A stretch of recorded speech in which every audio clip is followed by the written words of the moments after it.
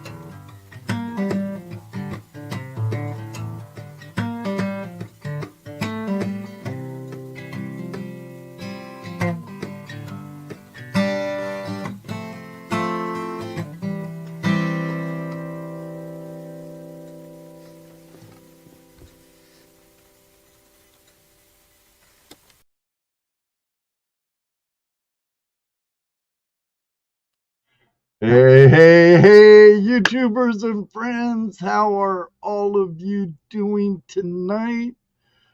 Absolutely fabulous, I hope. Thank you, everyone, for being here tonight. I see all kinds of awesome people in my live chat room tonight. First and foremost, Mr. Lodak, my world's greatest moderator.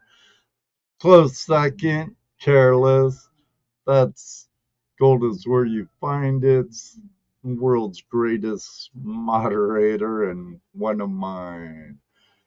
Good to see you, Cottonwood Trails Gold Camp, Jim and Shannon. Good to see you. Heavy Meadow Detective, I know you're sound asleep, but gotta shout you out. Mega Dog 555. Great to see you here, brother. And speaking of Mega Dog, I got a little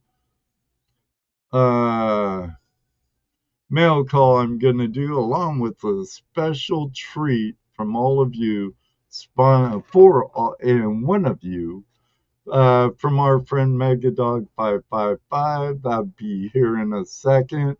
Gentleman Prospector and Mama Bird, good to see you too.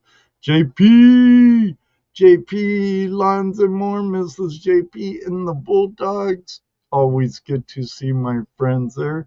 83 Sky Warrior, good to see you, Richard. And I know you have to go to work soon, brother. Also, hey, I see Backyard Prospecting in the show. Or in the chat. He's my guest tonight, as you all know. David Villa, hola, bien amigo, bien. I saw some others in here like Careless Whispers and Mom Veronica.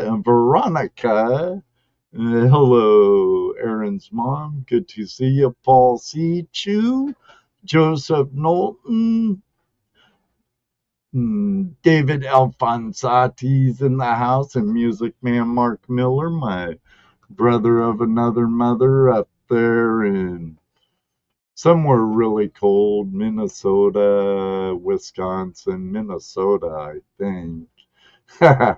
Mandy's Candy, Ohioan in the house. Good to see all of you. Hobo Rob, good to see you. Drum Detect, Joel, great to see you, buddy. Prairie Prospecting, howdy. Howdy.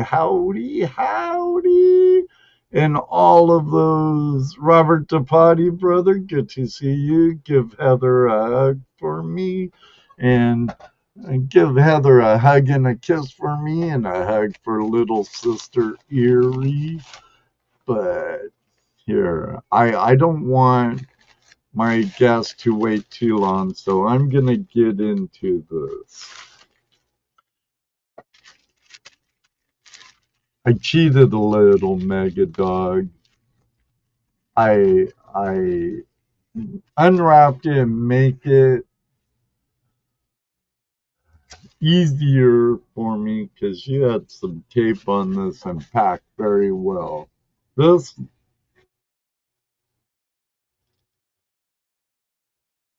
has to be a coin of some sort because there's the display stand.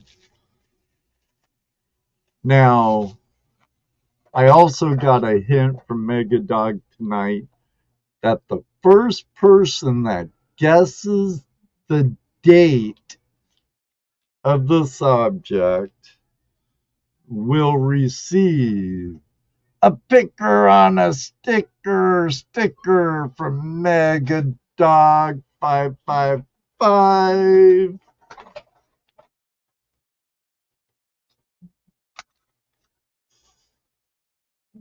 Looks like a round.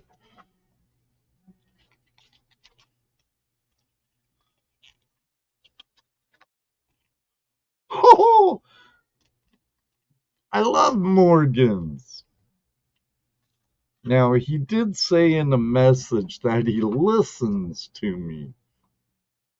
Surprising, someone does. So, I'm expecting a surprise on this Morgan.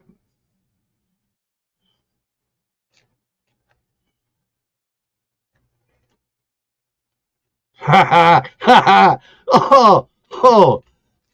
I get the hint in the chat room about the Grail. Yeah. Thank you. Oh man. Look at that. Just look at that. Just look at that. But okay. There's the obverse or the reverse.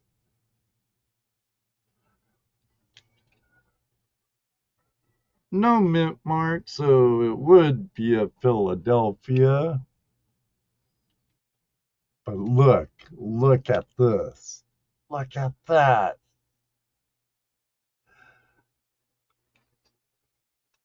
And there's the flipping swords. You get 3, actually. So. Oh, and they even have. Oh, that's to break open it. I don't know if I want to break it open.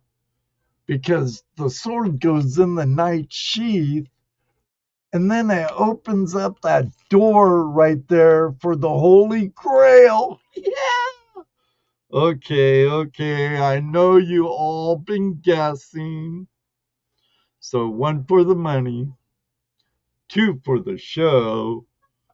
This old man needs my glasses and a magnifying glass. 1921. 1921.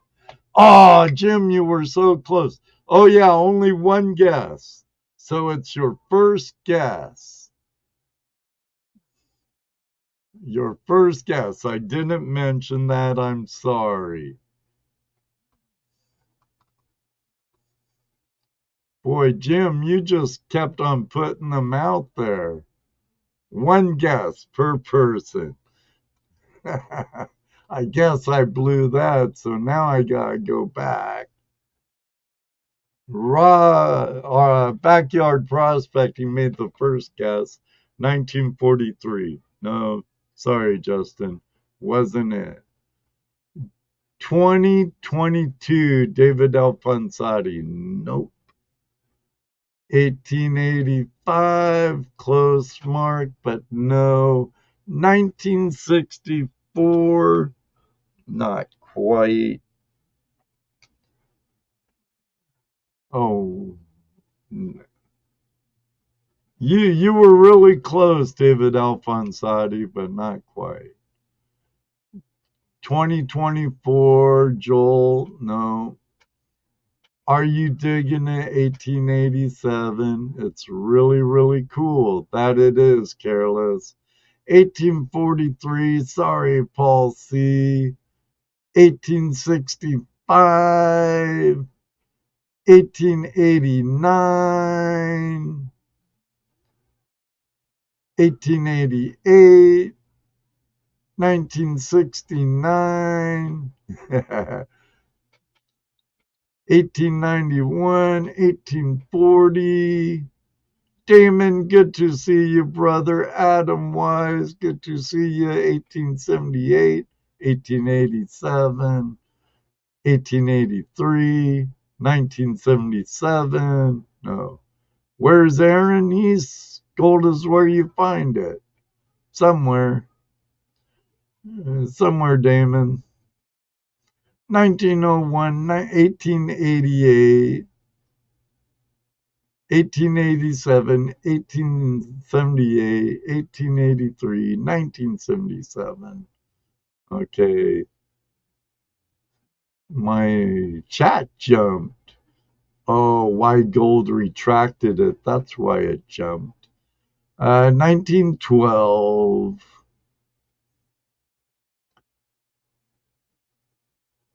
1923. Close, Jim. No one guessed it. So I'm gonna put up in Nightbot.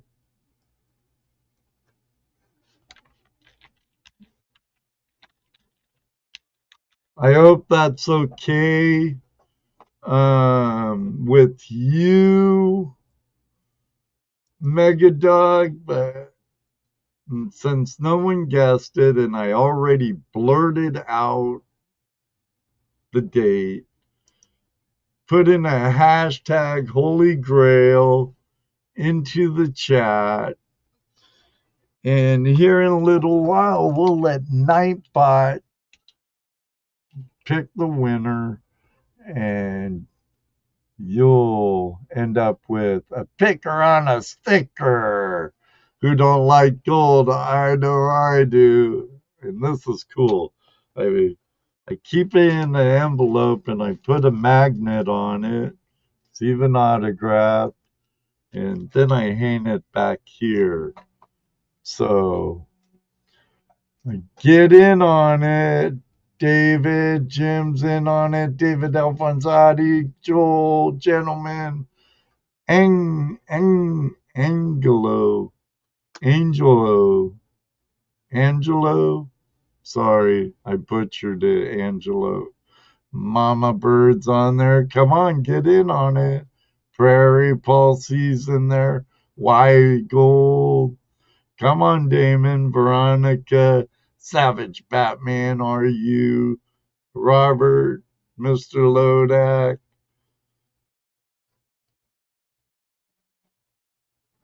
Yeah, it's awesome. I I was talking about this very coin on a live stream, and here it is. Thank you so much, so much. That's so awesome. That's so awesome. It's gonna go right there for right now, and those swords are gonna go right there for right now. I'm going to bring in my guest, and somewhere in between now and then, I'm going to let Nightbot pick the winner for I'm going to let Nightbot pick the winner for the sticker with the picker on it from Megadog 555. And remember, there is an InduStream giveaway from our friends over at prospectorsdream.com, the Adventure Sleuth, very lightweight, handy tool. I'm going to get Justin in here and we could start with that. A picker on a sticker, that's right, Kevin. Yes, sirree, a picker on a sticker. But remember, Holy Grail time, because that's going to happen here. Who knows when I feel like typing in something in the chat or pushing a button. Good evening. Well, yeah, it's actually start of evening back home in beautiful Washington State. Justin, Dig Daddy, how you doing tonight? Doing good, Dad. Thank you for having me on. I appreciate the invite. It's nice to be on a live stream and just have to show up. You know, it's always nice not to have to do all the stuff. Right. All we need from you is some great conversations like we're around a campfire on a prospecting trip and enjoy each other's company for a little while, along with all these great people in the live chat. And shoot. All right. I know I've been following you a long time. I know we both like the same sluice medium. Um, but Got a couple of them. I know you have a lot of fans in here. Uh, but some of these people might not know who you are. Uh, but you're a prospector, you're a reviewer, more or less. You're a tinkerer and an inventor, as like a couple of good products that I know of, and I hope we hear more. um, I know you go out in the field, do prospecting, uh, Try to. but we'll, since we're here to learn about you, tell us how you got into gold prospecting and what inspired you to start your YouTube channel, Backyard Prospecting. Yeah. Well, I can always lean on the old, I went panning in Colombia, back when I was a kid, a little family trip we took out there. They have a little gold panning station there. And I think that's where the bug first bit me, you know. Um, then, like a lot of people, we move on, do other things in life, grow up. And then we're sitting there watching cable one day and we see these guys goofing around, um, heading up to Alaska to do prospecting. And, we see them do all their silliness and not get a whole lot of something. And, you think to yourself, man, if these guys can bring home pans full of gold, I got to at least be able to find a few flakes. Right. And so, watching Gold Rush thinking, I want some of that too. And that kind of is what got me into it.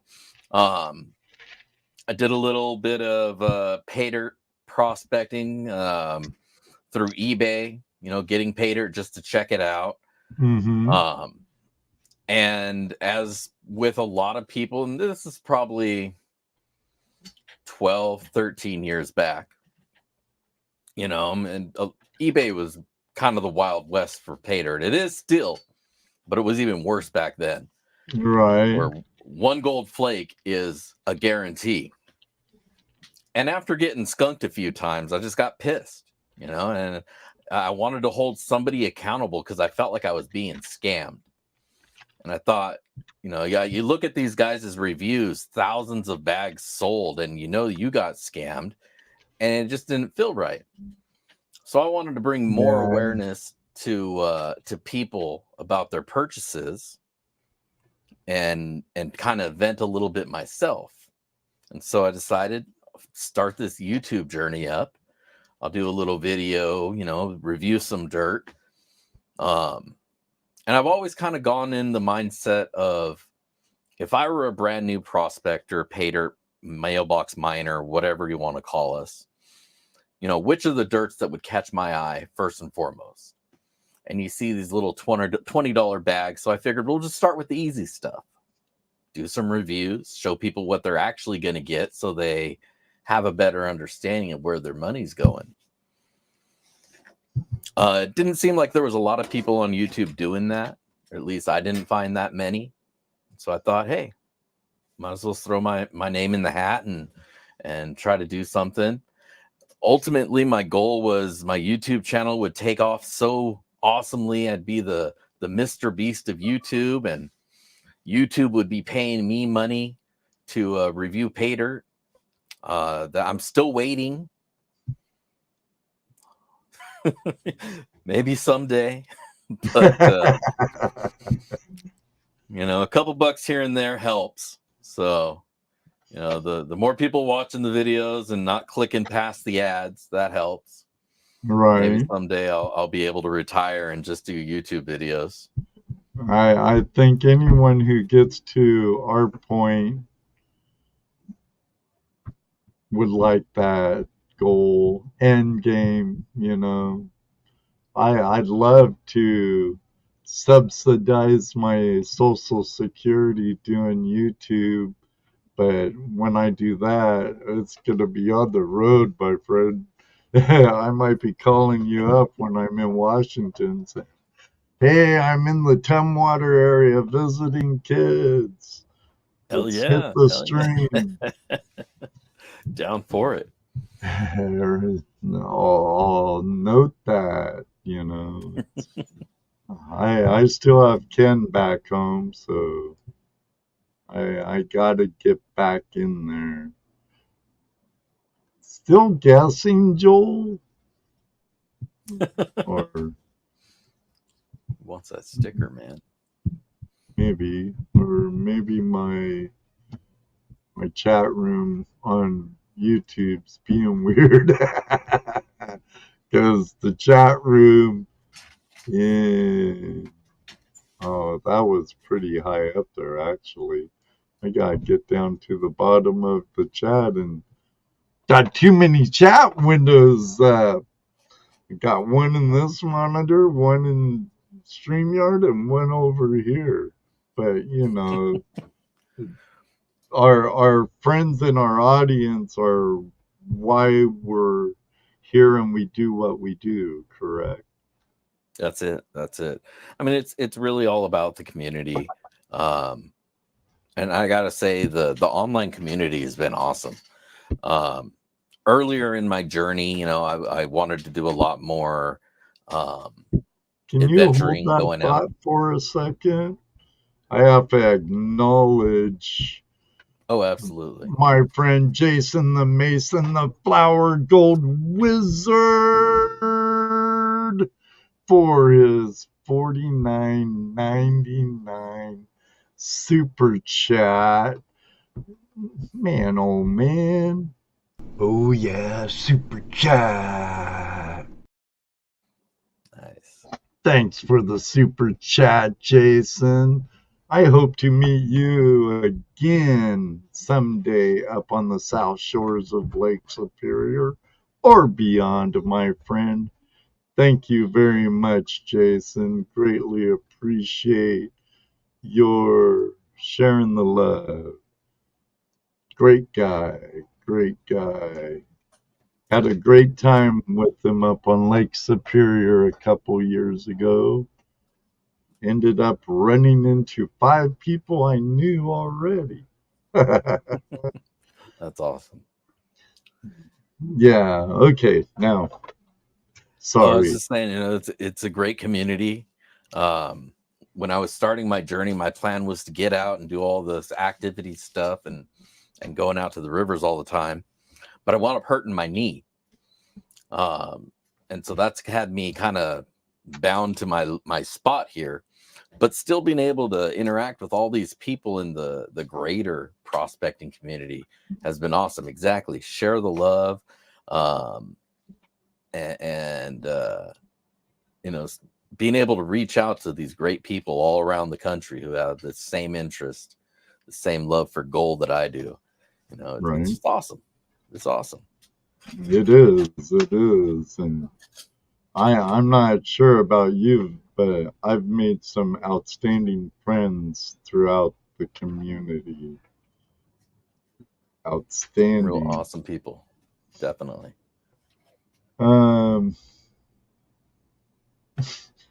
Okay, now what's the story behind the term Dig Daddy? I know I mistakenly called you Big Daddy in one of your lives last month or so, but what's the story behind Dig Daddy? Well, I'm a dad, and it's really just a stupid name that I thought up. I like going digging. I'm a dad, so that makes me the Dig Daddy. When I was first getting into it, I wanted to drag my kid out there all the time, so I thought he was going to be the little nugget. He didn't like that nickname. But you want to be Big Nugget, huh? You want to be the big nugget. I get that. I hell yeah, Nuggets is the way. But yeah, so there's not really a fantastic story behind it. It's just some stupid thing I made up. I wanted to be all like, I have a name on YouTube, and all the YouTubers got to have like, they have their real name, but then they got their YouTube name. So Right. that's where Dig Daddy came from. I wish I had a better story for it. It is what it Made one is, up. You could have, I guess, but prospectors and fishermen have been known to tell some stories. True, very true. Now, you and your channel, Backyard Prospecting, you offer a unique approach to gold prospecting. Can you explain what the backyard prospecting means to you and how it differs from traditional prospecting, which I know you do also? Well, I mean, like I said, I got tied to my house here with my knee injury, so I couldn't go too far. About the backyard was about as far as I could walk. So I figured I'd convert the shed over, and do my prospecting there. And that's kind of where the name of the channel came from, because it was mostly about doing reviews of pay dirt here in my backyard. Going out to the river, I wasn't always like I'm now. You're not always that successful going out to the river. A lot of times you're coming home with nothing. You're lucky if you're bringing home 20 cents worth of gold. Right. But I'll tell you, you work your ass off for that 20 cents. And it feels really good to find it. Don't get me wrong. But I also want to see my vial fill up with gold at some point.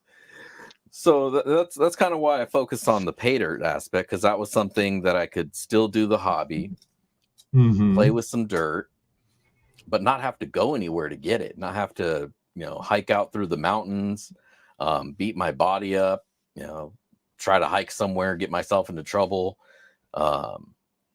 It all adds up, even going out for free, it's still going to cost you money.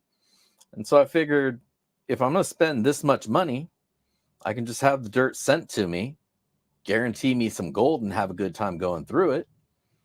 And so there you go. Backyard prospecting. Don't even need to leave the house. No, you don't.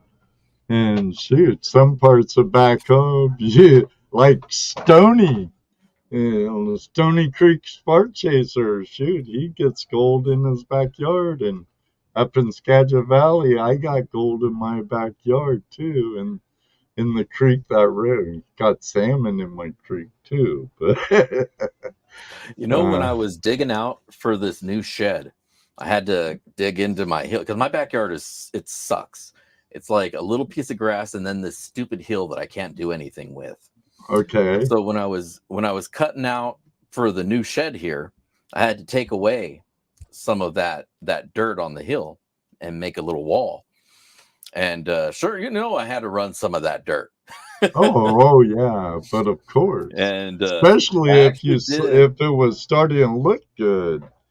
Well, I mean, yeah, there was some nice cobble in there, and I was like, once I saw those nice big round rocks, I gotta see if there's something. Well, was it like glacial tough, and was it glacial till, or was it layered? A random rock in there? No, there was no layering.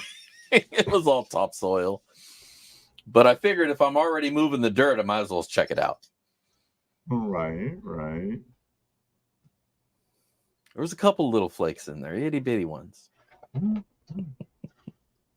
There's gold all over the Pacific Northwest, all over the country for that matter, and some decent, good gold in places you would never expect it to be. But that's always where I find it. I never seem to find it where I'm looking for it, but when I just say, screw it, let me go over there where it has no business being, that's usually where I find the best. Just off to the sides, like, why is it over here? Right. Sometimes it pays to think outside of the box. Yep. Yep, as they say, gold is where you find it. And that's where it is. Yes, sir. Well, this question here covers a lot about trying to look at my questions I have predetermined uh, with the help of technology. Yes, yes, people, I do use AI technology. Uh, Yeah, it's a good it, idea. it helps in many ways, actually.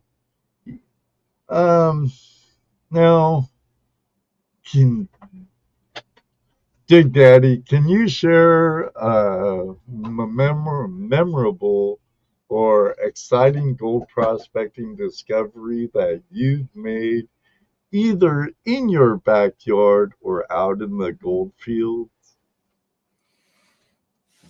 Um, I don't know if I really have discovered anything horribly memorable. It's all small amounts of gold up here. I think probably my favorite trip out to digging um, it was when myself and my son were able to get out to Roaring Camp for a week, Okay, yeah, California. and yeah, down there in California, Pine Grove. Um, so I tried dragging him out there the year before. Like an hour into our trip, he trips down the hill, twists both of his ankles, and so he's bedridden for our entire trip. So we said, "All right, we're gonna go again next year." Went back the next year, stayed the whole week down there, and we had a blast, man. And we found some gold. We ran a bunch of dirt there. We bought a pile of dirt, got some gold, a couple grams out of it. But the memories, way more valuable than any amount of gold that I could have found there. Just being able to spend that week with my son, some good bonding out there, getting to know each other. Um, learning his sass, and seeing how much it's like my own, being being proud of him for that. Uh, Right. that's got to be my most memorable times. Is anytime I can drag my kid out there to share with him the whole prospecting and the love of finding gold. Seeing his Yeah, I eyes used light up when we pull that nugget off the mat.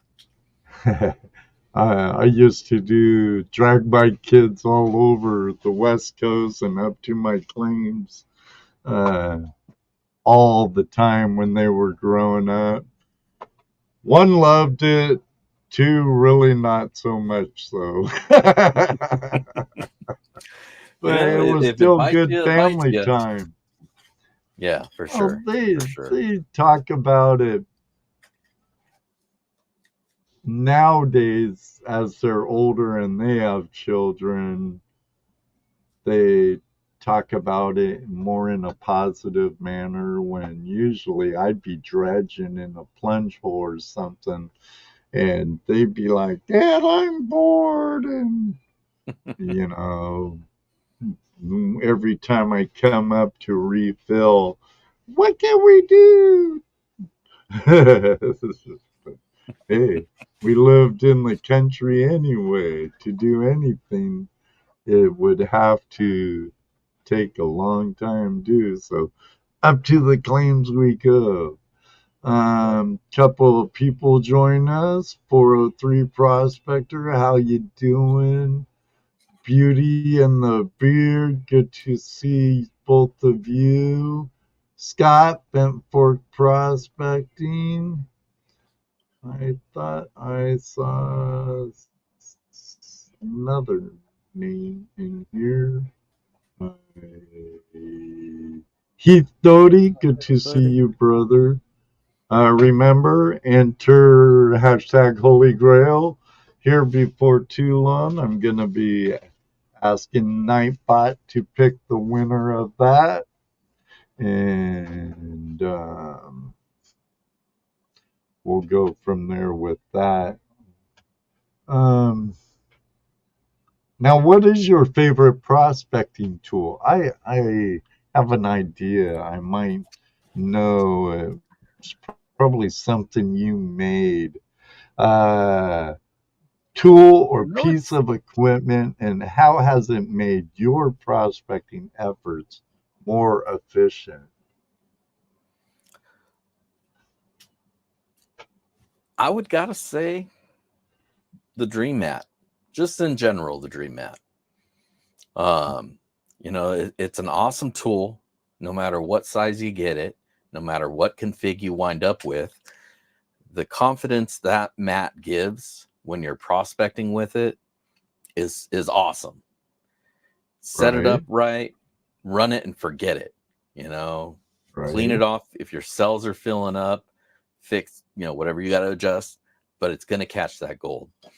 Love the Dream Mat. Love it so much that I made my own little toolbox to be able to take the Dream Mat with me no matter where I go. Those are pretty slick, and I know a few people that have them and they like them. And they're perfect for the pocket sluice. Is that a sluice in your pocket, or are you happy to see me? Definitely. So the toolbox sluice was an invention that came out of I guess you could say necessity. The first time I was going down to California, my whole plan was to go down to the Roaring Camp, pan my ass off at their panning station on the tour, not go through any of the concentrates, dump them in a bucket, then take that bucket with all those cons, run those back at my hotel room at night. But I needed Okay. something to kind of make all that happen. So I got, my mind started going. Did a couple prototype builds. The 3D printer has made building, just tinkering random things so much easier. And so I put that thing to work. It was actually my son's 3D printer at first, but I kind of took it over. And he wasn't using it, so I might as well use it. Right, But right. Now I'm sure you so have a couple. I do. I do. I got one right behind me and one more in the house. Actually, I got two behind me. Yeah, I got a couple. But they're so useful. So I started 3D printing some stuff. I originally was going to go with one of the banjo mats, but those are really long. They're about 8 inches, and to build what I had in my head, it would have just been a much bigger thing that I wanted to carry with me. So the goal then was to, make it as compact as possible. And as I'm testing out all these builds with one of those little micro 12-inch sluices, Mm-hmm. um, I had reached out to Dave, and I was trying to get to my 1,000 subscriber mark. No, excuse me, it was my 500 subscriber mark, and I asked if he wanted to donate anything. He said, sure, sure. So he sent me a couple things. A couple of those things were little pocket sluices, some of the micros and the minis. So now I had a mini And they pocket sluice catch in my gold. They possession. really catch gold. Oh, they're so awesome. They're so great. But then it dawned on me. I was like, why am I trying to reinvent the wheel? He's already done it. I just need to build a car that can make Right. use of this wheel. And so then it became a toolbox, and a few revisions later, I had a functional thing. Took it down there with me to California. It worked great. Worked perfect. Got some feedback from my viewers about, oh, that's awesome. I'd love to have one. Sold my prototypes, kept redoing and building on it. So it's gone through a few revisions. And now it's gone through a miniaturization, and I got it boiled down to just the heart of it. Well, what you were showing the other day, yesterday, um, I thought it was cool. It was pretty sniffy, well compact. Shoot, that could go in my truck and just stay there Yep. and replace the pocket sluice and my my pocket claw in my truck right now. Oh yeah, no, I mean, you got it's a 13-inch toolbox. You can pick them up at Walmart. It's just the same, Walmart toolbox. And then everything's inside. Boom, all right there. I don't have a sluice in this one, but the sluice would snuggle in right there on the side. So it doesn't have as much room. Shovel. Yeah, got the little shovel up on top, so you still have a tool to scoop your material out. Right. Here, let me.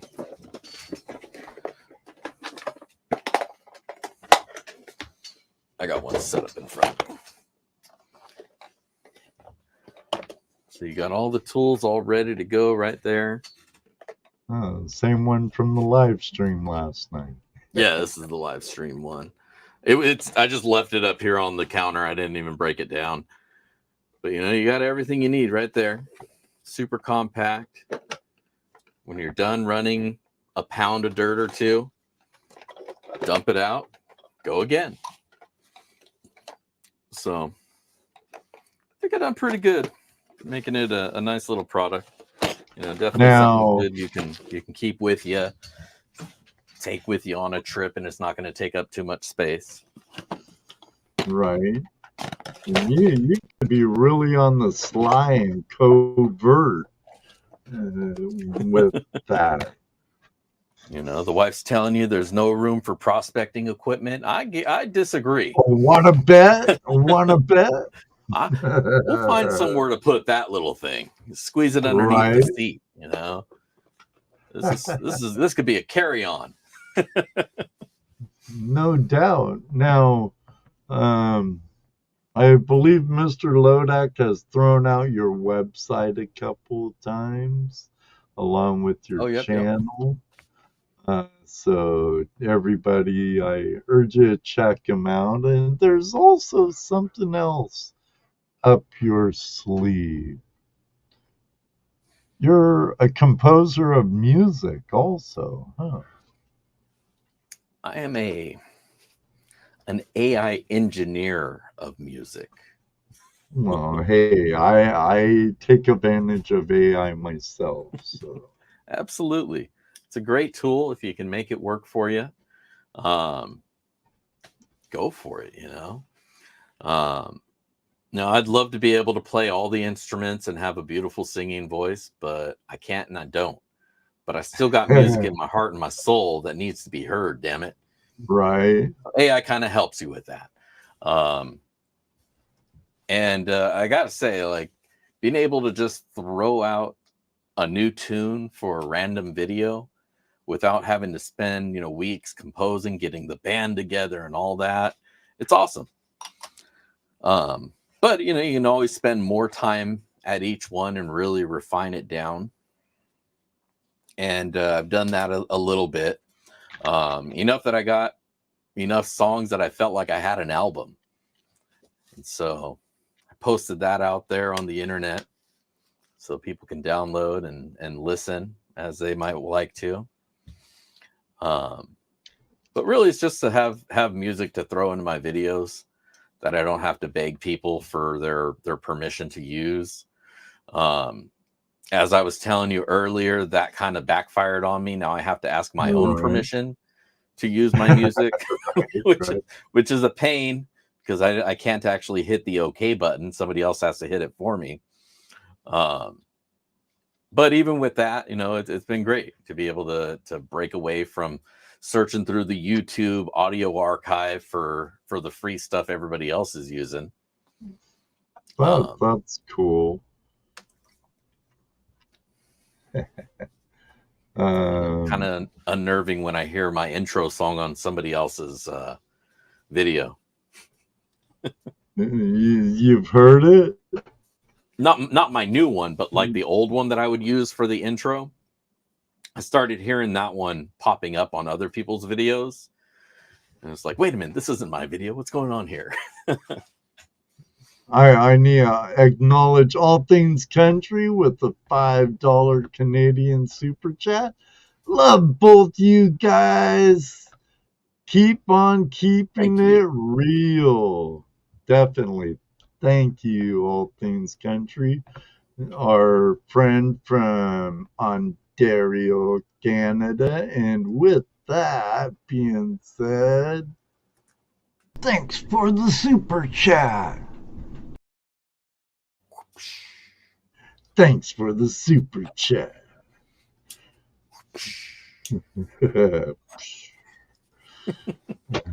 Doing live effects. Both you and Jason the Mason, the Flower Gold Wizard, awesome. And one day, All Things Country, we will meet on the river. Along with a lot of you, I hope. Now, let me see. I went across that, and I agree. Dream Math's an awesome tool. It's in everything I own that takes a mat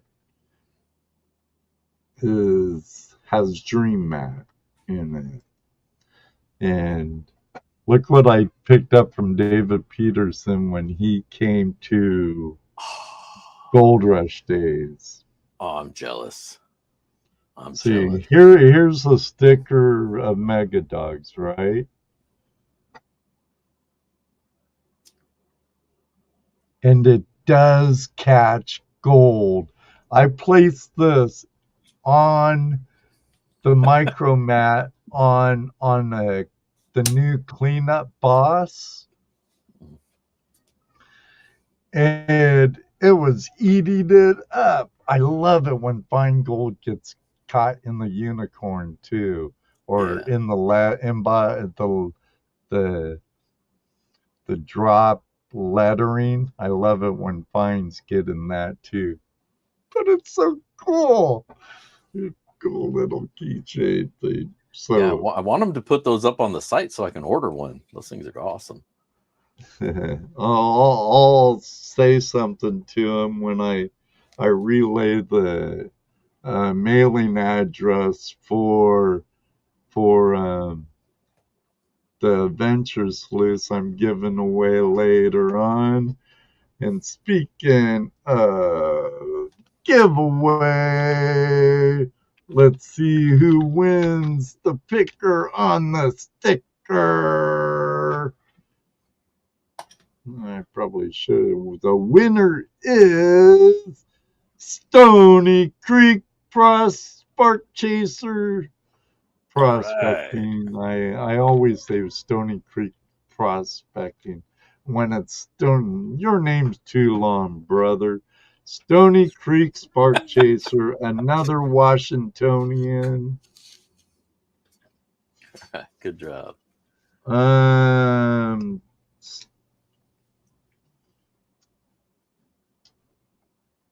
Send me your mailing address, or how do you want to do it, Megadog?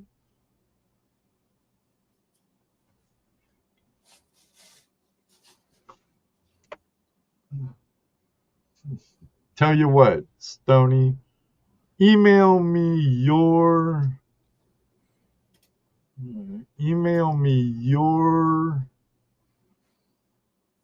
hiccup. Email me your mailing address. I'll forward it to Megadog555 so he could get you your picker on a sticker, unless he already has your address. Dan, PA Prospecting, Troubled One, good to see you. Whoop, whoop. Sorry, guys, I should have said one, give you all another chance, but oh well. There might be a next time. Should have been Weezen Geezer TV, welcome. Washingtonians of the world unite. Yeah. Western Washington. Woo woo. I gotta be careful. They're gonna think I'm throwing up gang signs. People are gonna have a drive-by on my shed. Uh-oh. We got another super chat from Careless Whisper. girl. Oh yeah, super chat in the house. Uh, Joe, how you doing, Joe? Not the gang MVP. signs. That guy is the dredging machine. Thank you very much, Careless Whispers, for the super chat. I greatly appreciate it. Greatly. I'm gonna Greatly. set my whole hand on fire. Jesus, just super chat.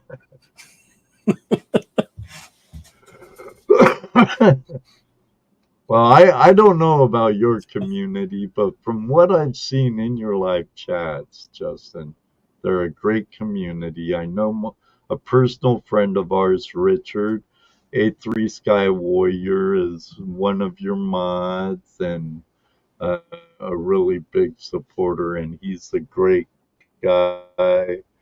Um, but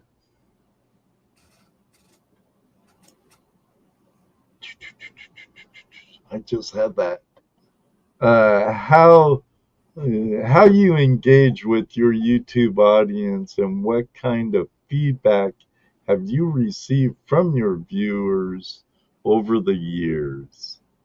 I know we have to have a thick skin in YouTube, and I know I've gotten some pretty mean things, but I'd have to say, in whole, it's been encouraging instead of negative. What about you? Yeah, I mean, I don't know if I've had anybody who's been like hateful or anything like that. Um, there's I definitely from time to time get a comment that I have to look at and reread a couple times. I think the only time anybody who's really gotten sassy with me was somebody who didn't like the review of their product. Um, and that was only a couple. There's one person who keeps coming back, and every now and then they'll pop up, maybe when they've had a few too many, they have to get something Troll off you their a chest. little. Yeah, they'll come on with always a different account, but it's obvious that they're like related accounts, family accounts. And they'll pop off something, you don't even know what you're doing. And it's like, okay. Sorry you didn't like your review, man. It is what it is. Right, right. So to some extent, yeah, no, I was expecting to get some hate from people who may not like, the review they get. But even that's really rare. I can probably count on one hand how many hate mails I've gotten. So I've been really lucky in that regard, and I've gotten really good reception to the community. I try to keep everything as central to prospecting as I can. Try not to go one way or the other outside of the focus of the channel, and I think that helps quite a bit. Um, when you start bringing things like politics and other things into your channel, you're opening yourself up to the other side not liking what you have to say. And now, you got what you want to be focusing on, finding gold and hunting the gold. Now you got to Right. argue with somebody about something that has nothing to do with what you're here for, what anybody's here for.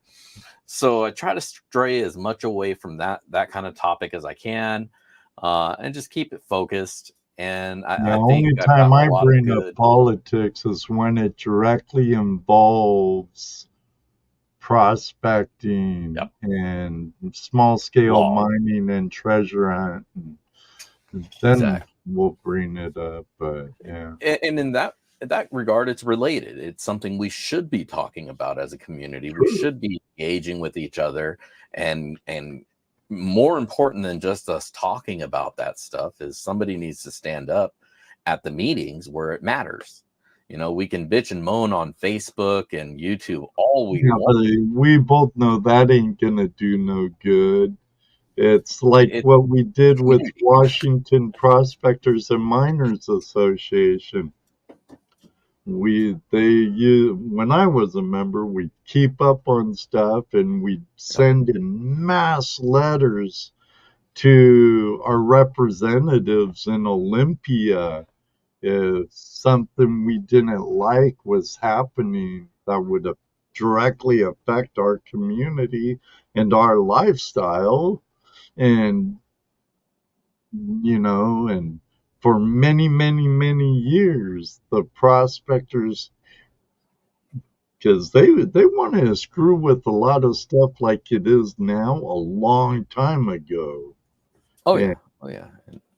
there were a lot of good local Washington clubs and even chapters of like the GPAA that have helped with stuff like that.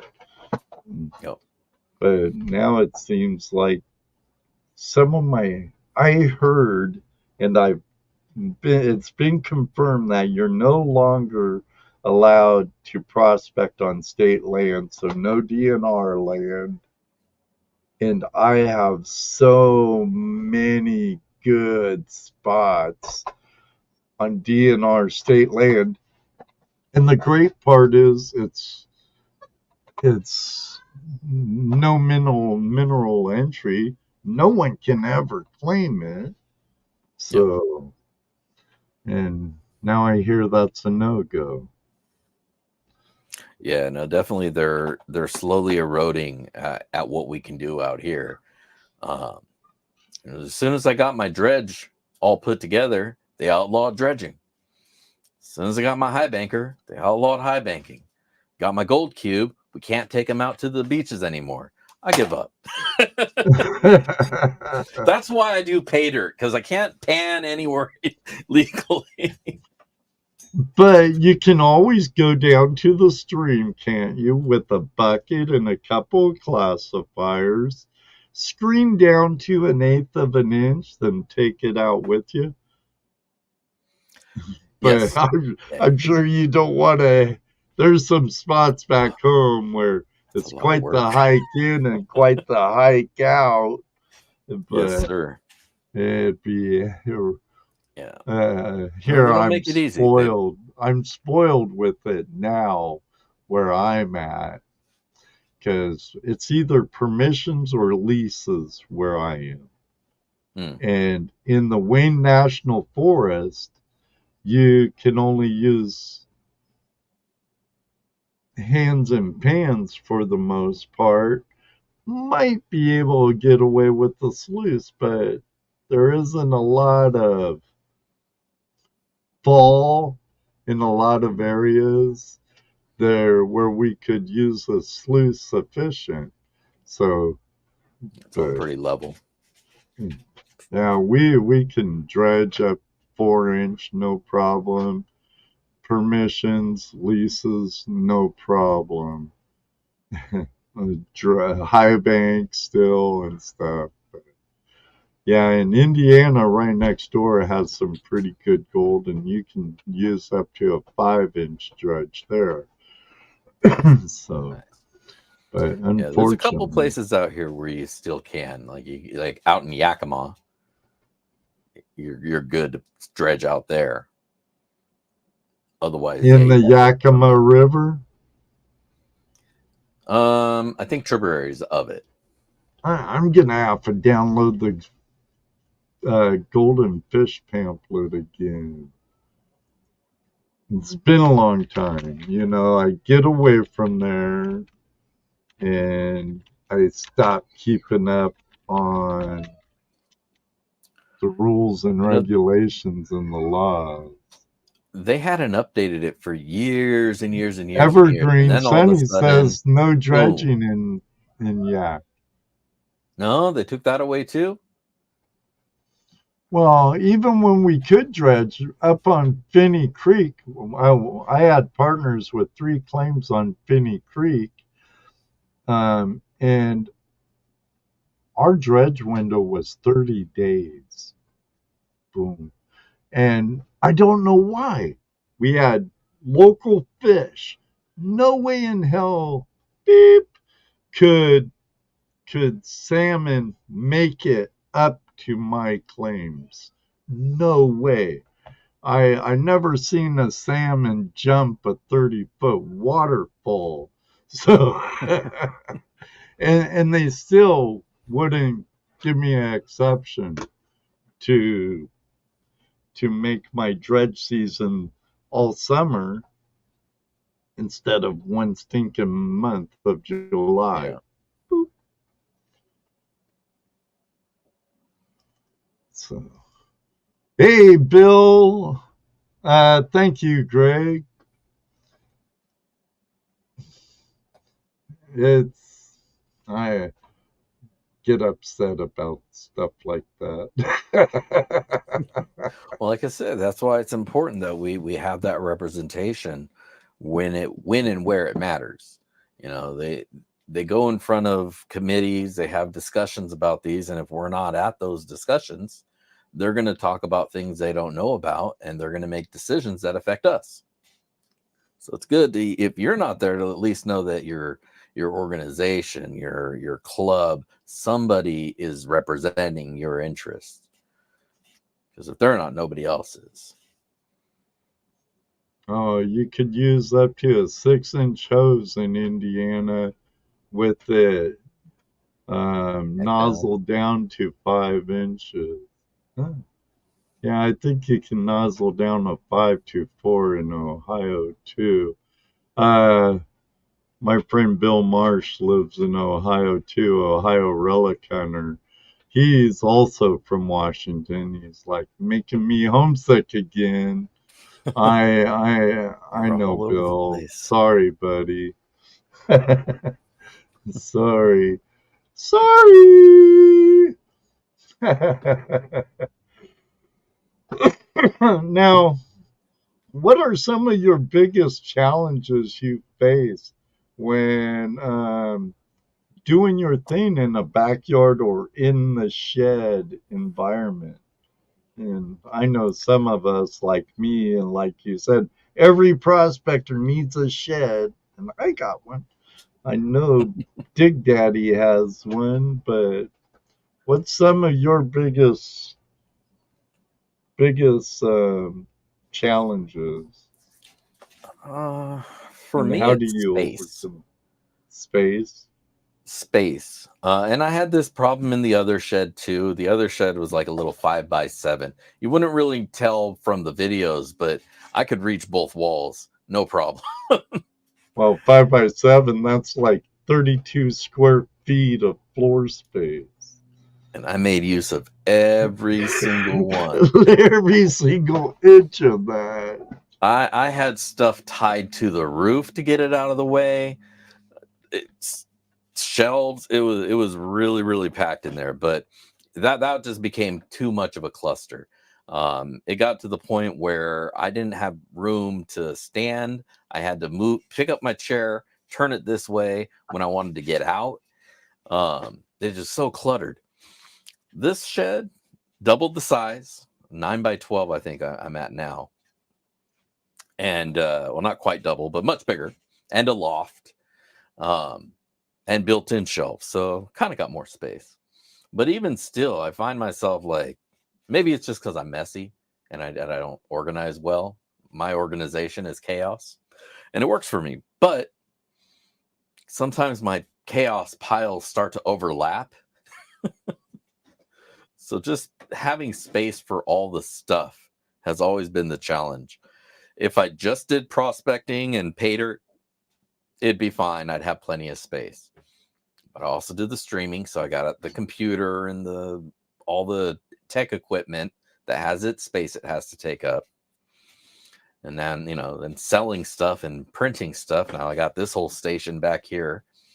I really need like 3 sheds. I think if I had like 2 more sheds, then I'd be okay. Gold Hunter 77, he's from the coast, Oregon. Gotta meet my son. Catch you all on the flip side. Great show. Heavy fans. You too, Kevin. Thank you, brother. Thank you, Gold Hunter. hard to drive and read comments. Be careful, Sonny. Be Eyes on the careful. road. Eyes on the road. Just ignore these people in chat. Right, right.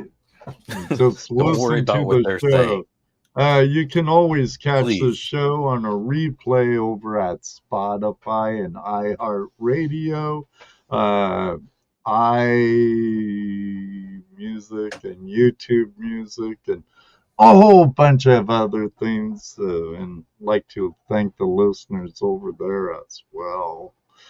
But um, I I know a lot of you guys really sell Dread. You guys must have stock in Jet Dry. I tend to I use chlorine tablets for the most part for everything. Keeps my water really clean, and I don't get that white scum layer after a few days of not running in my tub that you get after using Jet Dry. You know what I'm Oh yeah, talking about? that stagnant water scuzz and the smell that starts to. Oh yeah. But with chlorine tablets, I find that I still have a little surface tension, but nowhere near as much as it is if I don't, if, you know, if I don't use it. It's actually pretty good, actually. I does a remarkable job in my book, but I'm kind of lazy, so my panning station don't get cleaned out too bad until it really needs it. And same with like my blue bowl and banjo pan area and uh, everywhere. My cleanup buddy and all those little areas I have in my shed. Just drop in some chlorine tablets, and for the most part, it's good. It's not saying I never use Dawn or Jet Dry, just No, I usually might like when to I try that in use the it. tub. 'Cause, yeah, I have that scuzzy problem as well, and I don't like it. But I also don't like changing the water every time either. I know a lot of people Yeah, will dump the water every time, but I don't feel that's I responsible or don't do that. necessary. There's water that's been in my panning tubs in like my blue bowl tub and stuff in all three stations where I use my water table and my gold buddy or my cleanup buddy, and then I have my panning area. That's been all the same water for almost all summer. Oh wow. And I just throw chlorine tablets in it, and even if I get some pretty dirty dirt, um, like it would be out in the wild, and I don't clean my cons before I pan them, um, the silt will settle down, and until I really get vigorous in there, will it stir it up too? Take care, gentleman prospector and Mama Bird. Thanks for joining us. Good night. I'll Uh, definitely try out that chlorine tablet instead because I that unless it's muddy, I like to just leave the water in there. If it gets too muddy, because it's recirculating, I don't want to suck up mud through the pump too much. right. Then I'll But change water. If it you know, gets that way in places that have a pump, yeah. And then usually I'll get a, a murky layer on the bottom because I always use a cat. Besides my panning tub, I use a safety Jason, pan also, and that gets most of it. And I change that out and I add water because, you're dumping out wet material, you're losing water, Right. Right. So, well, let me see. Gold prospecting can often be a family and community activity, and that's why you started, with the family and the boy. And same here. How do you involve your family and friends or viewers in your prospecting adventures? Well, when I go out, obviously I like to record those to share the experience with those who aren't there. Um, any local viewers who wanna drag me out, I'm always down to go. A lot of the spots that I go to aren't my own, so I can't really take anybody there. Um, or at least I was introduced to them, so I don't feel right starting to bring other people to this. You know how that goes. You don't want Yes, to flood that's over somebody's spot. understandable. Definitely. Um, but yeah, I mean, I'm always down to hang out with somebody if they got a place we can dig. Um, the live shows, the weekly live shows are great to just communicate with the viewers. Yeah, You can't really talk to somebody over comments on a video. It's not the same. you're But right. to be able to real time have a conversation with 30, 40 people is awesome. And seeing the community growing itself, people connecting in the chat is great. I don't even need to be there. And this community is now self-sustaining. Other people are meeting up. And so I love that about it. It's great to see that happening. New prospectors meeting old prospectors and everybody sharing experience. And to be a nexus of that, a catalyst for that happening, that's just a great feeling. I ditto agree 100% with pretty much all of that. Pretty much agree with all of that. So yeah, And it's anybody who cool wants to how drag me out, I'm down to dig. and it's really cool how you went from here watching it on TV to wanting to do it, involving your kids, starting a channel, creating a product. And from what I've seen in the community, it's well received too.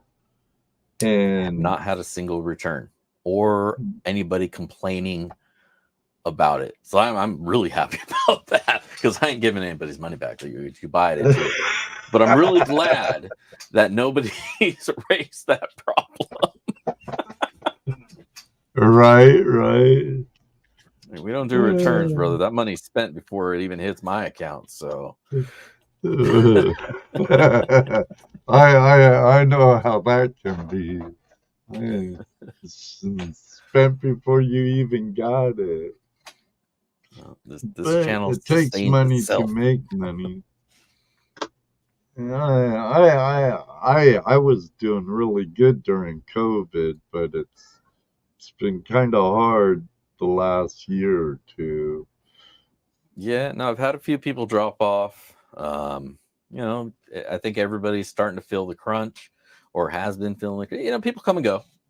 Yeah, It I is what it is. definitely don't want members and stuff to feel they have to take food out of their mouth or anything to support the channel. Absolutely not. I care Absolutely more not. about them and their needs than even though I know as yours and both of our members or anyone who has memberships, it does help the channel in many ways because what we do ain't cheap. Like this platform I'm No. live streaming from, it's almost $50 a month, and then other services and Oh yeah. times money.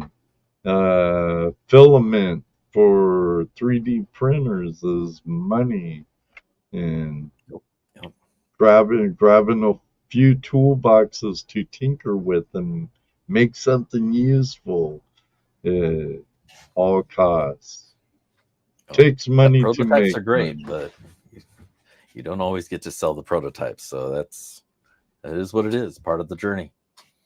I agree to a certain extent, Joseph. Money, it's not a real thing, just a myth. True love. Uh, I would prefer Tell true that to the love. bank. I would prefer true love, but unfortunately, true love don't. I'd rather be comfortable with gas to work and stuff and money to buy tools and things like that. But you gotta have that love, That's a tricky one, Noel. And and look at this. We got another super chat in here by our friend. What the heck went on here? Our friend Stony Creek Spark Chaser, 1999. Thank you, Stony Brook, for the Oh yeah, super chat. damn. Heck yeah, Dick Daddy's out there doing a rock concert thing for you. Woo! I'd play you a bass line, but I'm not going to. Now, here's something right up your alley. What has been the most successful or highest yielding pay dirt review so far, and how did it compare to others? I think this last weekend was that one. Before a lot of times I don't factor in shipping because that goes to the postman. That's not really part of the pay dirt.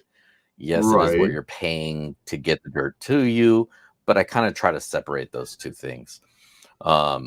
But this last weekend, I picked one up from Mammoth. I wound up getting 153% ROI on that one. Oh, 2 wow. gram guaranteed. I got 3 grams out of it. Blown away.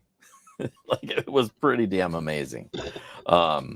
There's been a few It's others that have like been in that that time range. almost when you were messaging me about flashing the pan pay dirt, because wow, that's Actually, nice. now that I think about it, Guaranteed 2 grams in. technically that one might have been the best one because I did accidentally I had that pay dirt in my cart along with a few other things because he sells on Amazon. So I had that in Right. my cart, and when I checked out, I noticed the price on it. I was like, well, wait a minute, that doesn't sound right. It's like $7 for a gram guaranteed back. Or maybe it was 20, but it was ridiculously cheap. So that Right. one was probably technically my best ROI. Yeah, but I wasn't don't, that I don't, a oops on his that side was an though? oops. That was an oops. So I don't really count that one because it wasn't supposed to be that much. He let me have it for that price though. He said, thanks for letting me know, you're good. I'm going to go ahead and ship it. I appreciate you letting me know, yada, yada, yada. But yeah, so that one was technically $6 gram. That's not bad. Right, right. Not bad at all. Not bad at all. I'll do that Even all when day you long. messaged me about it, gold prices weren't bad at all either. I think we're probably around 60 something around then. Yeah, Graham, I think so. But yeah, aside from that one, probably Mammoth. All the big players, all the big names that we see that have been persistent. Gold Nugget Sales never lets you down. Vendetta's always got a great bag. The seasonal sellers like Yukon Ellie, I love picking up her bags of dirt. Always get a good return on those. Yeah. Um, Yukon, Allie and her husband, they're really good people too. yeah, yeah. I They didn't were a realize pleasure until having them. nice. Yeah, I saw you had them on not too long ago. Um, I didn't even realize they were on the Mine Rescue, Freddie and Juan's. And I was going through the show because I hadn't watched it yet, and I got to their episode. I was like, Mhm. wait a minute, I know that lady. That lady looks familiar, Allie. I was like, oh crap, I've ran her dirt before. So that was really cool. And I really love picking up their dirt when I get the chance. Chicken Miner, they always got a great bag of dirt. There's a lot of really good sellers out there, and I'm happy that I found them. Honestly, if I stopped by and doing reviews, I got a list of sellers that I would go to every time.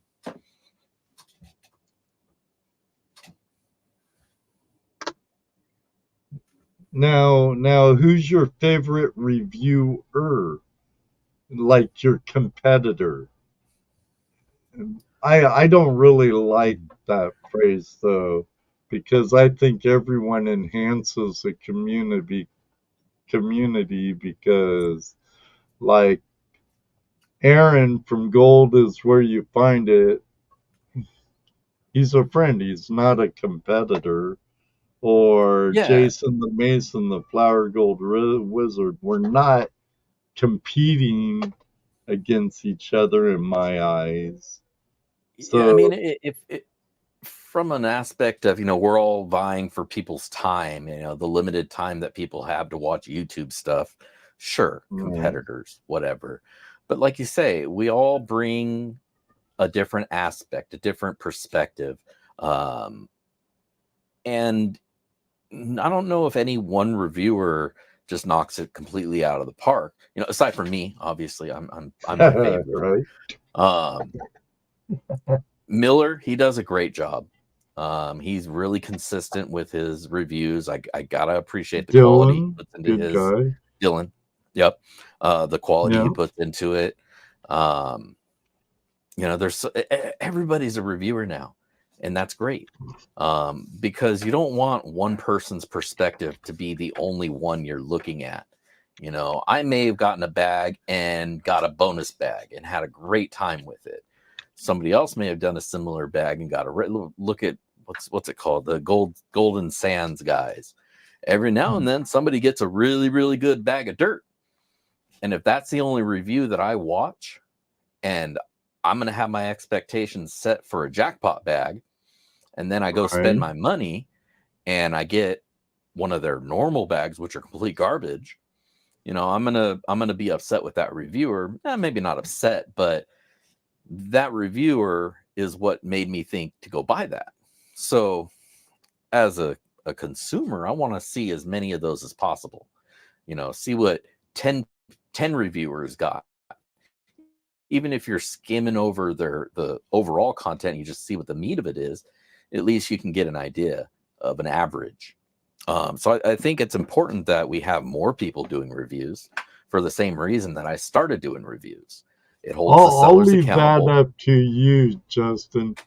I'll be happy if people send me pay dirt to pan, and I'll do a video on it.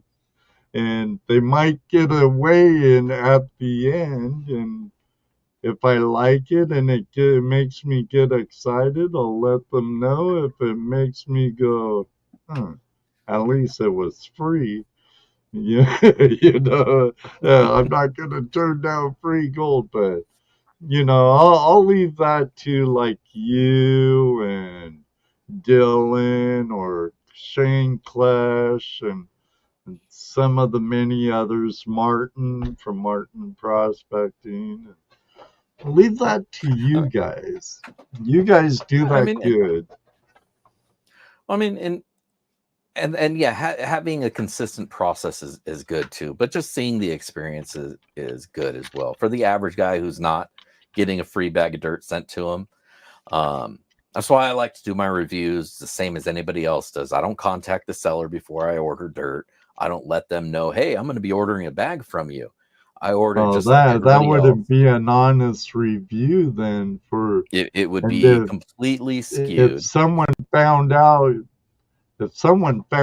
either way on either spectrum, it's bad for both. Right. It makes me dishonest at that point. And Yeah. Yeah. me being unbiased is the core of what I do, because otherwise, why would people want to watch me? In fact, I don't watch other reviews for dirt until after I've already done that dirt, because I don't want to get any bias in my head before I go into doing a bag of dirt. Occasionally I'll watch one and because the title of their review will just be, "Oh, this was horrible," and it's like, well, I don't want to waste my money, so if somebody else has already done that. But like I say, it's up to everybody to keep the sellers honest. And if somebody gets garbage bags, it's important people, post those experiences. Now, who would you say the worst Oh man. vendor Oh, vendor. for pay dirt?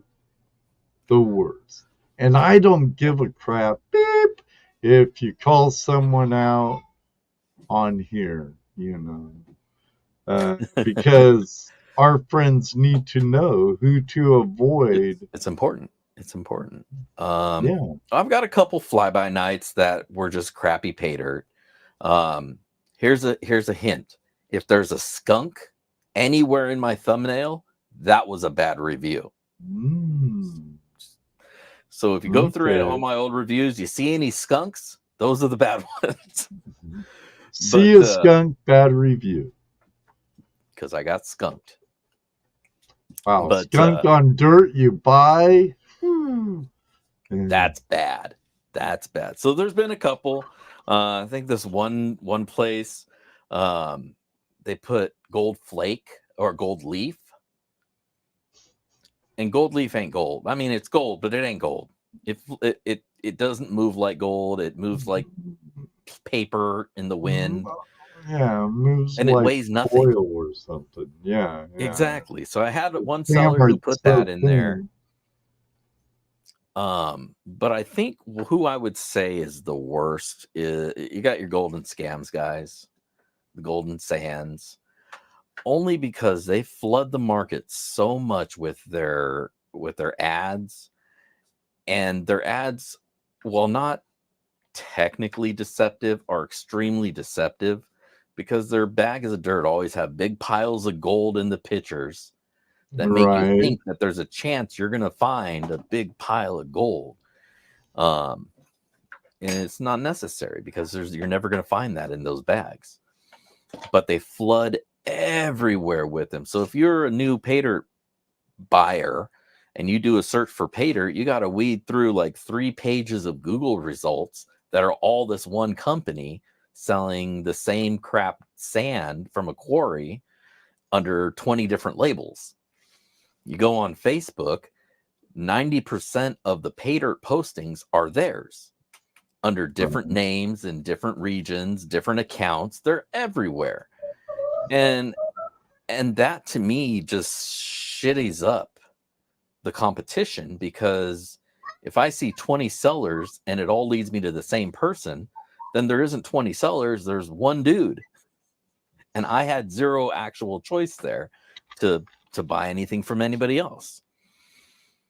And having done this for as long as I have, I can see through all that. But the newer prospectors, they're not going to see it. They're going to waste their money with these crappy sellers. And so I don't like them. I don't like them for that reason. Even though I've gotten a couple decent bags from them, I don't like that business practice.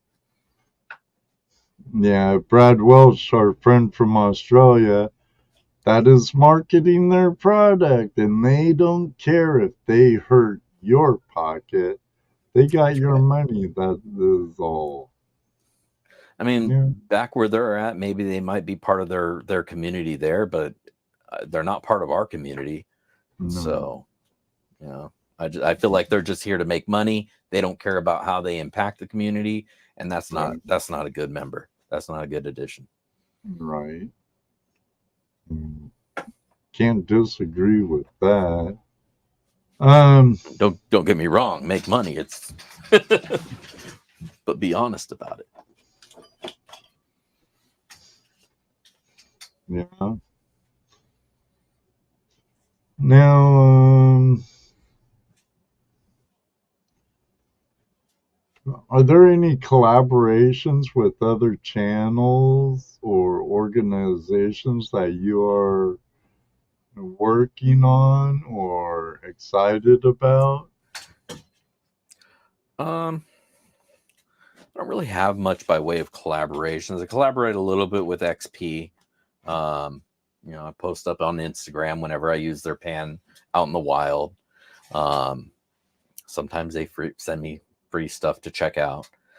But nothing ongoing, really. Nothing official with anybody. When I go out with another YouTube creator, you know, I'll pop up in their video. They'll be in mine. But that's really about the extent that I've really done collaboration wise. I think this is probably the biggest collaboration that I've done.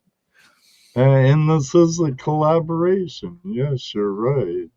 And thank you for agreeing to collaborate with me, Justin. Not a problem. Glad to. Now you're approaching what, 2,000 subs? Just hit 2,000 a bit ago. Congratulations. I'm at 22. I'm at 2,200 congratulations. and some change. Thank you. It's taken a long time to get here, but here we are. 2,000. I know the feeling. And it's hard to not look at someone who just flies up there like a rocket and go, what the heck? Yeah. But you shouldn't, because they're them, you are you. Algorithm changes all the time. I just say they're buying subs. That makes me feel better. Right. They're cheating. I'm not. So that's why. I believe in full organic, you know. Yep.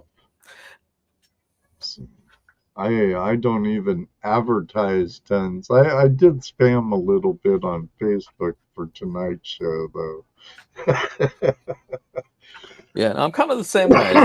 You know, I let the community spread the word and hope I pop up on somebody's feed, you know, maybe on the homepage every now and then. I'm horrible about marketing myself. I'm just freaking horrible. I definitely need to work on that. Some guys, they're just all about it all the time. That's all they're doing. And I don't know. That's just not my style. Never really has been. Yeah, I'm not one for being real spammy, but you know, hey, can't really dog them for it if they want to do that. So they're going to put in the effort. Well, hopefully it works out for them. Hopefully it pays off. Right. Well, thank you, AI, for your questions from ChatGPT, but I think I'll shoot from the hip like I normally try to do. I really miss home. You still here, Bill? Time to make us homesick more, you know. What? Always enjoy the feed. Hope you had a good week. My friend and I work with this gentleman sometimes. We worked on the same job just past Saturday.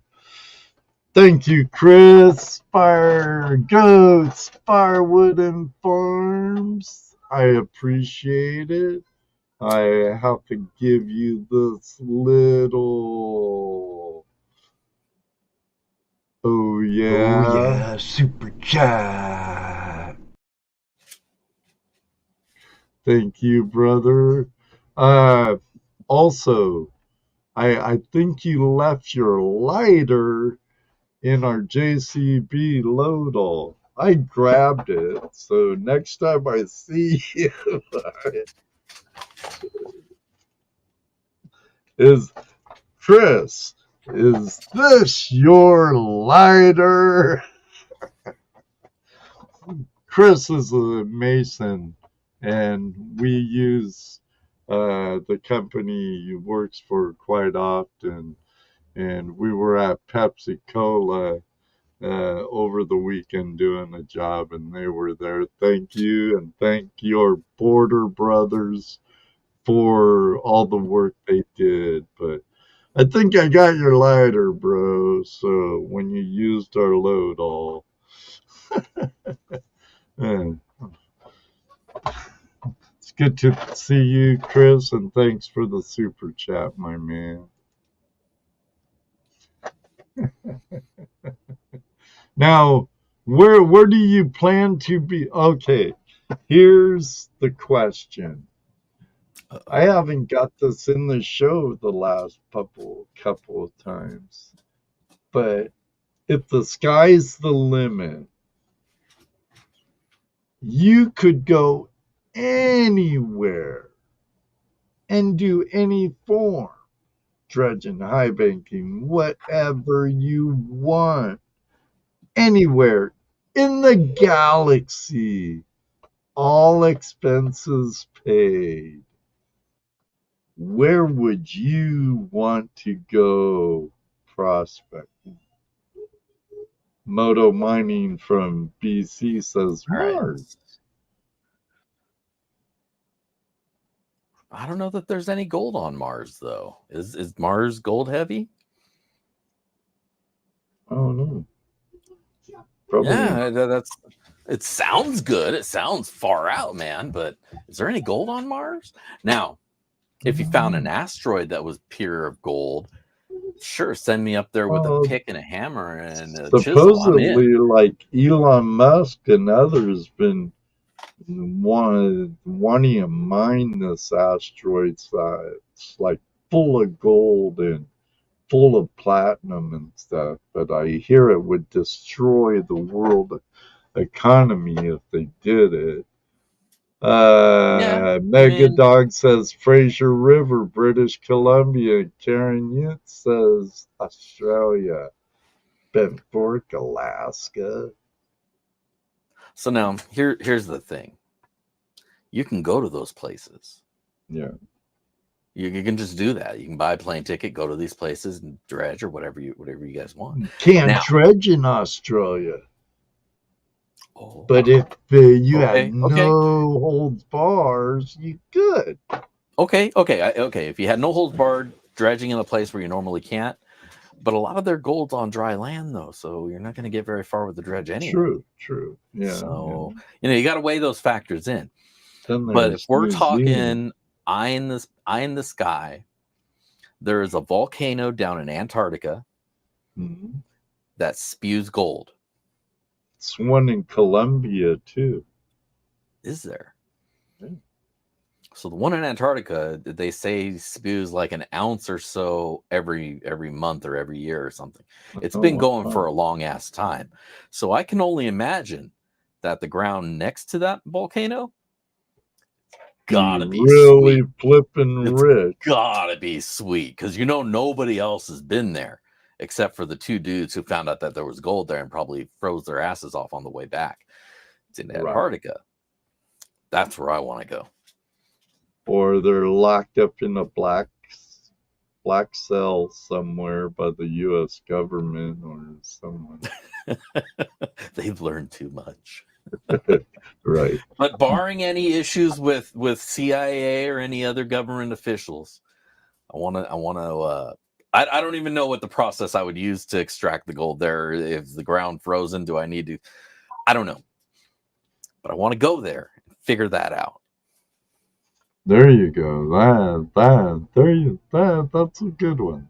That's a We'd good one. probably spend twice as much money as we make, but man, that adventure. That would be an adventure. So would Mars too, though, Moto. So would Mars. Um, yeah, it makes it hard back home since they closed down state land and there's no beach mining at like Cape Disappointment anymore at all. It's super gray area. Like they said it wasn't, but if you read the pamphlet above the glass shrimp burrows, it is okay. And that's where you're going to be at anyways. So why they said you couldn't didn't really make any sense. But they did clarify that in that section, you're good. You don't technically need an HPA. I have one anyways, just because I didn't want to deal with anything, but gray area as far as I'm concerned. So that's why I wanted to get it, just to be sure that I was good. I used to always, even when they were a lot freer with giving out permits and stuff, I would always do it. You know, never had to worry about plans of operation or anything because I was a dredger. Even though I had one ranger said I had to have it, and I'm like, no, legally I don't.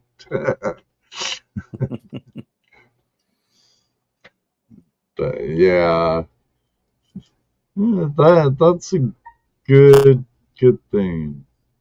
Yeah, Antarctica. Karen said there's all kinds of government ops in Antarctica, though. I love it.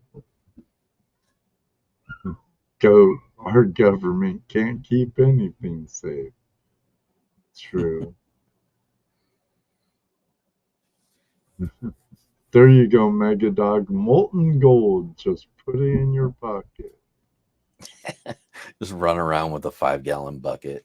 And Ohio Relic Hunter, my friend Bill Marsh, I highlighted it here. He says all he needs is a boatload of 55-gallon barrels and cords and cords and cords of firewood. We're going with salt. We're going with salt. We're going to melt it with salt. You know, it could do like the old timers did up in the Yukon and stuff. And hydromine that should pressure mine it down. Bust out my Ryobi pressure washer. Done. We are through that permafrost. If it doesn't freeze on the way there.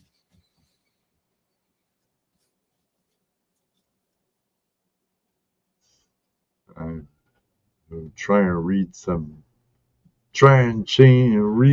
comments. That's the problem about live streaming. Good night, Aaron. Have a good one. Good night, Careless. Take care, y'all. Good night, y'all. Thanks for hanging. Yeah. How often do you get actually out? Not nearly as much as I'd like. I hear that. You know, a lot of times you get up and you have the best intentions. You tell the wife the night before, I'm going to go digging tomorrow. And even she says yes. Then you wake up and you're just like, oh, maybe tomorrow. Right. Too many days like that. But I try to get out like at least once a month, once every other month. So long as somebody else doesn't plan my weekend for me and I don't find out to the last minute. Yeah, at least once every other month if I'm stretching it. That's cool. Now, my friend Mr. Lodak's wondering if I haven't asked him that. Do you metal detect at all? I don't. I have a little Radio Shack quality metal detector, little $70 one that I got off Amazon. Complete garbage. Doesn't find anything. And I just haven't. I don't know anywhere around here really to go that's good for metal detecting, so I haven't spent the money on a good one. Right. About as close as I got is I got one of these little pinpointers from XP, but I haven't really had a chance to mess with this too much.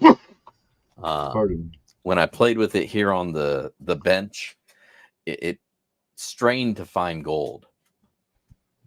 Pinpointer wood. It's not like the MD-20 from Falcon that's made for small gold. Yep. But, you'd think their product, XP's pretty high-end detector. So, Yeah. you would think. No, that's... So I haven't done an official review on it yet. I did finally charge it up, though, so maybe it might have been a low battery thing, but yeah, it struggled to find gold that was right in front of it, so it kind of negated the whole use it to find gold, because if I already know where it's at, why do I need the pinpointer to begin with? Bent Fork Prospecting says, Dang, if I don't hit the creek every other day, I start to rust. Well, if we were in your shoes, brother, we'd probably be hitting the creek a lot more.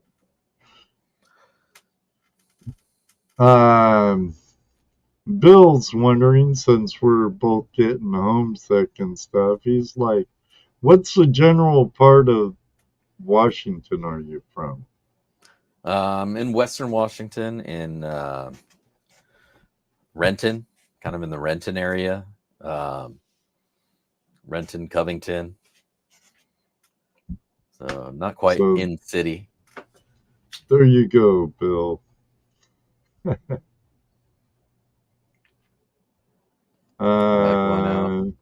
Brad said it would work on bigger gold for sure, not small fly poop stuff. Yeah.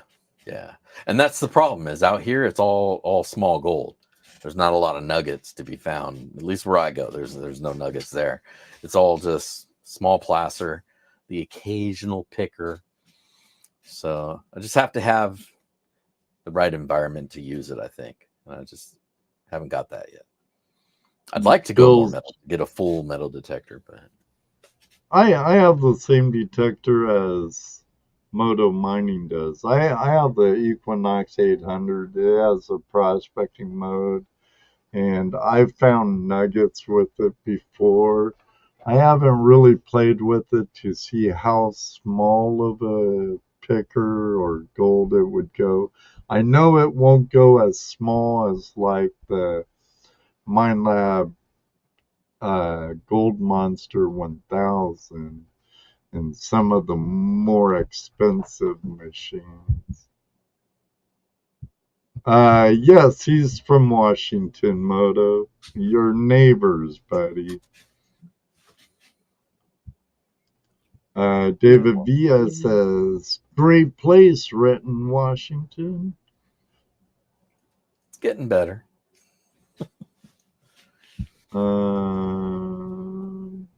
Go down to Puget Sound at the Redondo Beach. I found lots of silver there back in the day on that tiny beach. Low tide works best. Redondo, gotcha. There you go. I like beach mining too, because it's got a bunch of cobble to move. It's just shovel. Right. A lot of shoveling, but it's just shoveling. It's no digging. Well, I mean, it's digging, but not rocks. Well, mind if I go in away from our friend? Head to. We have about 10 minutes left for the show, so. Hey, Terry Marshall, good to see you. I hope you're having a good morning down under. That goes for all my Aussie and Kiwi and Tassie friends. And yes, I know Tassie's Australia. I know. But our friend Dave and Tim Peterson over at the Matt Cave, very good friends of Flash in Your Pan and yours truly. Uh, Justin's quite an advocate for them too. We have another Adventure Sleuth giveaway. I've had a comment pinned at the top for the end of stream. Comment picker, be using StreamYard's giveaway tool. It seems to be working tonight. So all you have to do is put hashtag Adventure Sleuth in the comments. I'm going to leave it up for 3 more minutes.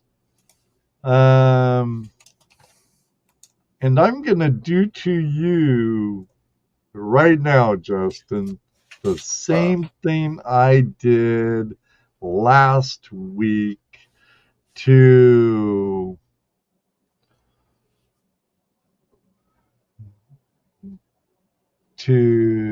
Dominic from the Lost Dutchman's Mining Association. I want you to give a good story that you can share with the audience while I'm counting down to pick this when I get back. But pardon me, guys, I'm getting old and my bladder's not as good as it used to. Promote your toolbox or something, and I'll be back before the alarm gets done, if you don't All mind. right. Man, now I'm on the spot. Let me see here. Good story. Oh, Once come on, upon you're a fine. time. Let's see. Once upon a time, almost fell down a cliff. That sucked. Was one of those times that I was able to drag my son out, went prospecting, went camping. The whole weekend sucked. The whole weekend was just complete ass. Got to the campsite. We set everything up. We're hanging out for a while. Went to go cook dinner. Realized that the stem that hooks up the propane bottle to the grill wasn't in the box. That was the first bad thing. Couldn't cook any of our food. Wound up having to cook it straight up over the fire. We had MREs is what we brought. Not like MREs, but like, those ready meals. Those things are freaking horrible. They're just horrible. So that was kind of like the tone for the trip. Just sucked. The next day, all right, we're going to make the best out of this. We'll have cereal for breakfast, something cold. Went out to the claim that we were looking for. Couldn't find the claim. There's no markers anywhere. Finally found where it was supposed to be. Started walking into the claim. Now, when you first get in there, it's nice and level, but then to get down to the river, it's a steep drop off. And so I'm stupid. I'm like looking over, trying to find the path down. I'm right at the edge, and I kind of turn around to address my son, and that's when I feel my feet going out from under me. The edge of the hill collapsed in, and I just start going down slowly, which is almost worse than going down quick, because at least it gets done quick. But no, I start slowly falling, but there's nowhere for me to grab. So I'm just like looking at my son, and I'm getting shorter and shorter and shorter as I'm sliding down the hill, trying to find somewhere to grab some purchase. I had my shovel in my hand, so I was able to stop myself from going all the way down. And I'm just like, I'm looking at him saying like, hey, help. And he's like, well, what do you want me to do? If I get over there, I'll fall too. Yeah, exactly. Bring rope now. But, I didn't think there was going to be anything like that when I got there. And you know, it's always important to be prepared. I wasn't a Cub Scout. That's why I never learned that. But, now, luckily, only slid down a couple of feet. Was able to get myself back up, roll back up on the cliff, and then I found the spot where you go down safely. But that was fun. Didn't find a speck of gold for all that effort and almost death. But maybe not even an hour after being there. Mind you, the tone of this trip is already pretty low. Not even an hour of being at the spot, it starts dumping on us. This was supposed to be a 2-day trip. I look at him, he looks at me. We're both very clearly miserable. And we're both done. I don't want to be there anymore. He don't want to be there anymore. He was just toughing it out for my sake. And I was like, why don't you just go home? He's like, yeah. It's like, cool. Let's just go. We're done, dude. We're done. Let's get the hell out of here. Let's go. Let's go hit up McDonald's on the way back. Just to eat something warm. Dry off a little bit. So that was probably the second most sucky prospecting trip. The most sucky one was the one when me and my son went down to California. He twisted both of his ankles. I felt really bad for him because, you know, we're on vacation and he's stuck in the room the whole time. Oh man! But yeah, that trip. Yeah, it brings you down real quick, especially wet, cold rain. Let's not fool ourselves. This is work. We delude ourselves to enjoy doing work. So it's real easy to take me out of that delusion and be like, man, I just want to go home. I'm just going to order some pay dirt.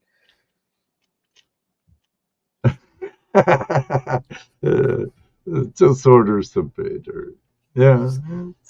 One way to get your pan on and have a little bit of real money. To know that I'm going to have something in my pan when I'm done. That's a nice feeling. I've always looked as pay dirt.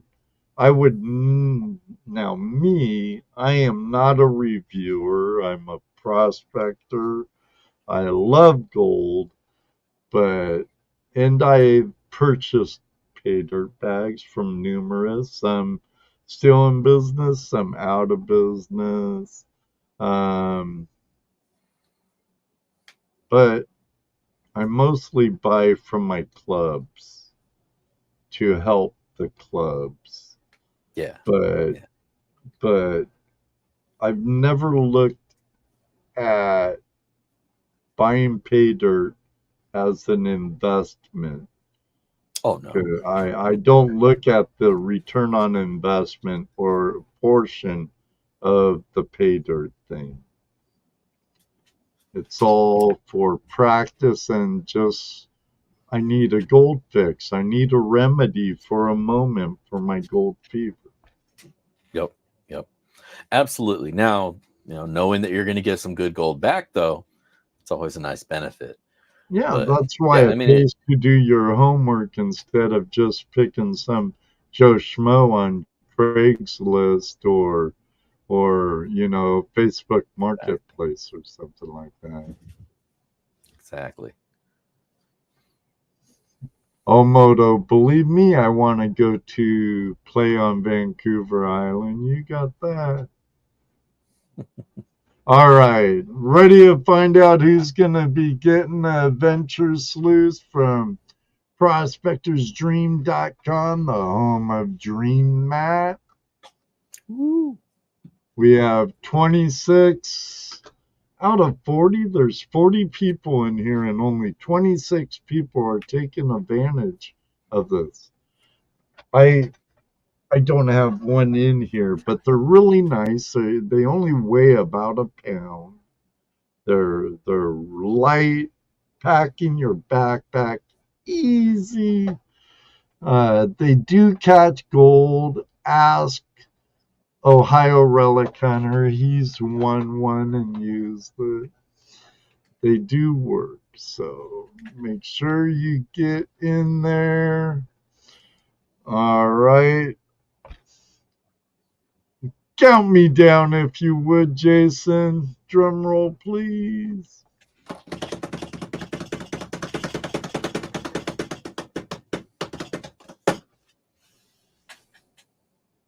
And who is it gonna be?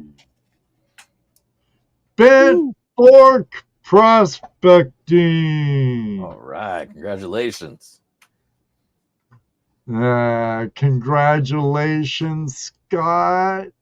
Do me a favor, and I know you know my email address, I believe, Scott, but email me at flashinyourpan@gmail.com and send me your mailing address, and I'll get that out to our friend David Peterson at the Matt Cave so he could get that out to you.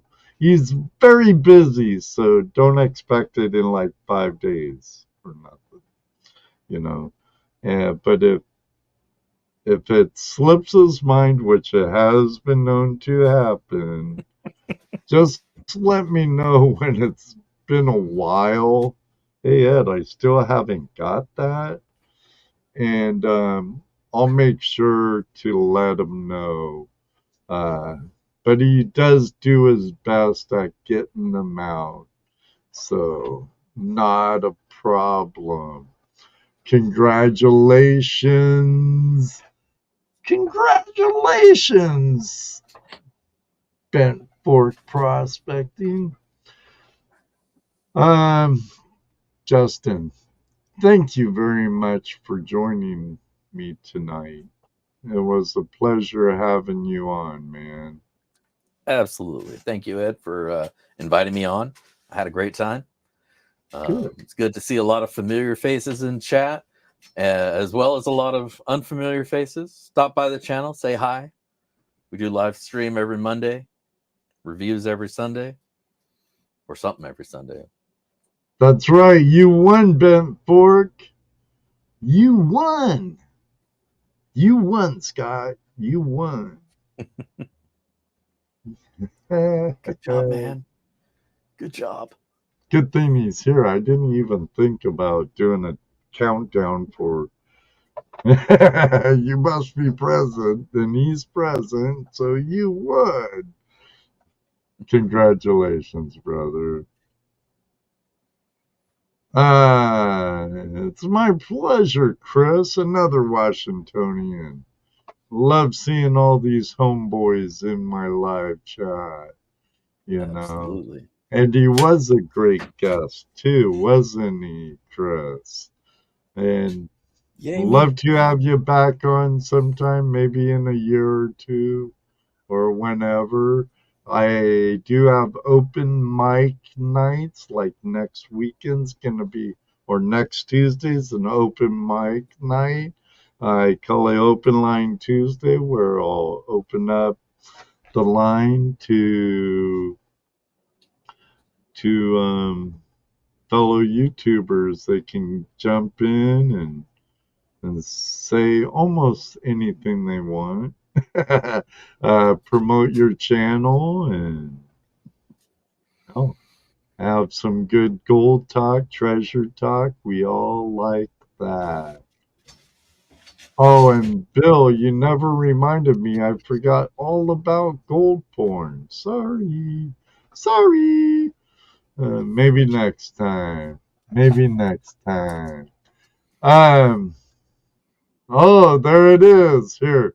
Let me I'll come through. I need to put you up there.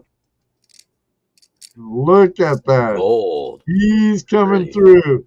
For all you gold freaks, for all you gold addicts, we have your gold porn. Look at that. Just look at that. Beautiful.